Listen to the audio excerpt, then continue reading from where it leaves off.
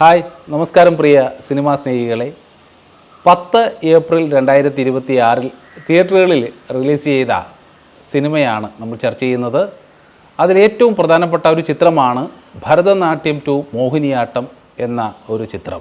ഇത് വിഷുവിന് മുന്നേ റിലീസ് ചെയ്ത ഒരു ചിത്രമായതുകൊണ്ട് തന്നെ ഇതിൻ്റെ ഒരു റിവ്യൂവിലേക്കാണ് നമ്മൾ കടക്കുന്നത്. 2024 സായി കുമാർ, സൈജു കുറുപ്പ് എന്നിവരെ പ്രധാന കഥാപാത്രങ്ങളാക്കി കൃഷ്ണദാസ് മുരളി സംവിധാനം ചെയ്ത ഭരതനാട്യം ഒരു കൊച്ചു ചിത്രമായാണ് എത്തിയെങ്കിലും അതൊരു വലിയ ചർച്ചയായിരുന്നു അല്ലേ. എന്നാൽ അതിൻ്റെ രണ്ടാം ഭാഗം മോഹിനിയാട്ടം എന്ന ടൈറ്റിലുമായി വരുമ്പോൾ പ്രേക്ഷകർ പ്രതീക്ഷിച്ചത് ഒരു ക്ലീൻ ഫാമിലി കോമഡിയാണ്. എന്നാൽ സംവിധായകൻ തന്നത് തമാശയിൽ പൊതിഞ്ഞ ഒരു ഡാർക്ക് ത്രില്ലർ അനുഭവമാണ്. ആദ്യ ഭാഗത്ത് ഭരതൻ നായരുടെ മരണത്തെ തുടർന്ന് അദ്ദേഹത്തിൻ്റെ കുടുംബം വീട്ടിലേക്ക് എത്തുന്നതായിരുന്നു പ്രമേയമെങ്കിൽ രണ്ടാം ഭാഗം അവിടെ നിന്നാണ് തുടങ്ങുന്നത്. രഹസ്യങ്ങളുടെ തുടർച്ചയാണ്. ഭരതൻ നായർ ജീവിച്ചിരുന്നപ്പോൾ സൂക്ഷിച്ചിരുന്ന ചില രേഖകളും സ്വർണവും വീട്ടിനുള്ളിൽ എവിടെയോ ഉണ്ടെന്ന തിരിച്ചറിവ് കുടുംബത്തെ വെട്ടിലാക്കുകയാണ്. പുതിയ പ്രതിസന്ധി ഉണ്ടാകുകയാണ്. കുടുംബം ഈ രഹസ്യം പുറം ലോകം അറിയാതെ കൈകാര്യം ചെയ്യാൻ ശ്രമിക്കുമ്പോൾ അപ്രതീക്ഷിതമായി ഒരു മരണം സംഭവിക്കുകയാണ്.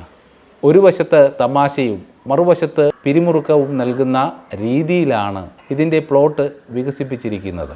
പേര് സൂചിപ്പിക്കുന്നത് പോലെ തന്നെ എല്ലാവരും ഓരോ വേഷങ്ങൾ കെട്ടുകയാണ്. ആരെയും വിശ്വസിക്കാൻ പറ്റാത്ത ഒരു സാഹചര്യം ഇവിടെ ഉടലെടുക്കുകയാണ്. അഭിനേതാക്കളുടെ പ്രകടനമൊക്കെ നോക്കുകയാണെങ്കിൽ ഈ സിനിമയുടെ നട്ടെല്ല് എന്ന് പറയുന്നത് ഇതിലെ അഭിനേതാക്കൾ തന്നെയാണ്. സൈജു കുറുപ്പ് ശശിധരനായിട്ട് വേഷമിടുകയാണ്. തൻ്റെ നിസ്സഹായ അവസ്ഥയും പേടിയും ഹാസ്യരൂപേണ അവതരിപ്പിക്കാനായിട്ട് സൈജുവിനുള്ള കഴിവ് ഈ സിനിമയിൽ പരമാവധി ഉപയോഗിച്ചിട്ടുണ്ട്. ദൃശ്യം മോഡലിൽ കാര്യങ്ങൾ പ്ലാൻ ചെയ്യാൻ ശ്രമിക്കുന്ന എന്നാൽ അതിൽ പാളിപ്പോകുന്ന ഒരു സാധാരണക്കാരനെയാണ് അദ്ദേഹം ഗംഭീരമാക്കിയിരിക്കുന്നത്. സുരാജ് വെഞ്ഞാറമൂടാണെങ്കിൽ ചിത്രത്തിൻ്റെ സർപ്രൈസ് ആണെന്ന് പറയാം. ഒരു പോലീസ് ഓഫീസറുടെ വേഷത്തിലാണോ അതോ വില്ലൻ വേഷത്തിലാണോ അദ്ദേഹം വരുന്നതെന്ന് പ്രേക്ഷകർക്ക് കൺഫ്യൂഷൻ നൽകുന്ന രീതിയിലാണ് ആ ഒരു കഥാപാത്രം ചെയ്തു വച്ചിരിക്കുന്നത്. ജഗദീഷ് ആണെങ്കിൽ ഗൗരവവും തമാശയും കലർന്ന ജഗദീഷിൻ്റെ വേഷം ചിത്രത്തിന് കൂടുതൽ കരുത്ത് നൽകുന്നു എന്ന് പറയാം. സ്ത്രീ കഥാപാത്രങ്ങളൊക്കെ നോക്കുവാണെങ്കിൽ കലാരഞ്ജിനിയുടെ ടൈമിംഗ് ഒക്കെ എടുത്തു പറയേണ്ട ഒന്നാണ്. കുടുംബത്തിലെ ഓരോ അംഗങ്ങൾക്കും കൃത്യമായ പ്രാധാന്യം തിരക്കഥാകൃത്ത് നൽകിയിട്ടുണ്ട്. സാങ്കേതിക വശങ്ങളൊക്കെ നോക്കുവാണെങ്കിൽ ഒരു സിനിമയെ 9.7 ഔട്ട് ഓഫ് 10 എന്ന റേറ്റിംഗിലേക്ക് എത്തിക്കുന്നതിൽ സാങ്കേതിക പ്രവർത്തകർക്ക് വലിയൊരു പങ്കുണ്ട്. കൃഷ്ണദാസ് മുരളിയാണ് സംവിധാനം നിർവഹിച്ചിരിക്കുന്നത്. ആദ്യ സിനിമയിലെ പോരായ്മകൾ പരിഹരിച്ചിട്ടാണ് അദ്ദേഹം വളരെ മികച്ച രീതിയിൽ ഓരോ സീനും ക്രാഫ്റ്റ് ചെയ്തിരിക്കുന്നത്. ഛായാഗ്രഹണം നോക്കുവാണെങ്കിൽ സിനിമയുടെ ഭൂരിഭാഗവും ഒരു വീടിനുള്ളിലാണ് നടക്കുന്നത്. എന്നിട്ടും പ്രേക്ഷകർക്ക് മടുപ്പ് അനുഭവപ്പെടാത്ത രീതിയിൽ ലൈറ്റിങ്ങും ക്യാമറ ആംഗിളുകളും സെറ്റ് ചെയ്തിരിക്കുന്നതിൽ അവർ വിജയിച്ചിട്ടുണ്ട്. സംഗീതം നോക്കുവാണെങ്കിൽ BGM സിനിമയുടെ മൂഡ് നിശ്ചയിക്കുന്നതിൽ വലിയ പങ്കാണ് വഹിച്ചിരിക്കുന്നത്. ത്രില്ലർ സീനുകളിൽ പോലും ഒരു കോമിക് അണ്ടർടോൺ സംഗീതത്തിൽ കൊണ്ടുവരാൻ സാധിച്ചു. എന്തുകൊണ്ട് ഈ ചിത്രം കാണണം എന്നതിനുത്തരമാണ് നമ്മൾ തേടുന്നത്. തമാശയും ത്രില്ലും തമ്മിലുള്ള ഒരു സന്തുലിതാവസ്ഥ ഈ സിനിമയ്ക്കകത്തുണ്ട് എന്ന് വേണമെങ്കിൽ പറയാം. സാധാരണയായി ഇത്തരം ചിത്രങ്ങളിൽ ഒന്നുകിൽ കോമഡി പാളിപ്പോകും, അല്ലെങ്കിൽ ത്രില്ലർ ഗൗരവം നഷ്ടപ്പെടുകയും ചെയ്യും.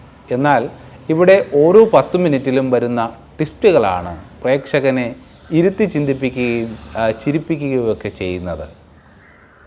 സാമൂഹികമായ വിമർശനങ്ങൾ നോക്കുവാണെങ്കിൽ കുടുംബ ബന്ധങ്ങളിലെ പൊള്ളത്തരങ്ങൾ കാണിക്കുന്നുണ്ട്. പണത്തോടുള്ള ആർത്തി, വിശ്വാസങ്ങൾ എന്നിവയെ സിനിമ വളരെ നിശിതമായിട്ട് വിമർശിക്കുന്നുണ്ട്.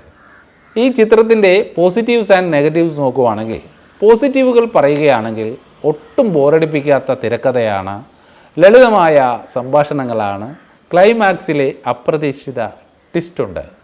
നെഗറ്റീവ്സ് നോക്കുവാണെങ്കിൽ രണ്ടാം പകുതിയുടെ തുടക്കത്തിൽ ചെറിയൊരു ലാഗ് അനുഭവപ്പെട്ടേക്കാം. ചില ഉപകഥാപാത്രങ്ങൾക്ക് വേണ്ടത്ര പ്രാധാന്യം ലഭിച്ചിട്ടില്ല എന്ന് വേണം പറയാൻ. ഭരതനാട്യം 2 മോഹിനിയാട്ടം എന്ന ഈ ചിത്രം 2026 ഒരു മസ്റ്റ് വാച്ച് സിനിമയാണ്. കുടുംബാംഗങ്ങളോടൊപ്പം തിയേറ്ററിൽ പോയി ആസ്വദിക്കാവുന്ന, അതേസമയം സിനിമ കഴിഞ്ഞിറങ്ങുമ്പോൾ ചില കാര്യങ്ങൾ ആലോചിക്കാൻ ബാക്കി വെക്കുന്ന ഒരു വർക്ക് തന്നെയാണ് ഈ സിനിമ.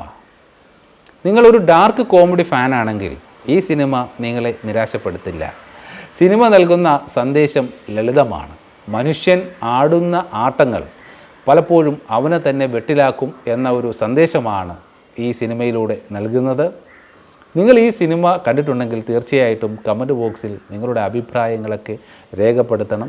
കൂടാതെ കാണാൻ ആഗ്രഹിക്കുന്ന അവർക്ക് കുടുംബമായി പോയി കാണാൻ പറ്റിയ ഒരു സിനിമയാണ്. ഇപ്പോൾ അവധിക്കാലമാണ്, എല്ലാവരുമായി തിയേറ്ററിൽ പോയി സിനിമ കാണേണ്ട അവസരം കൂടിയാണ്.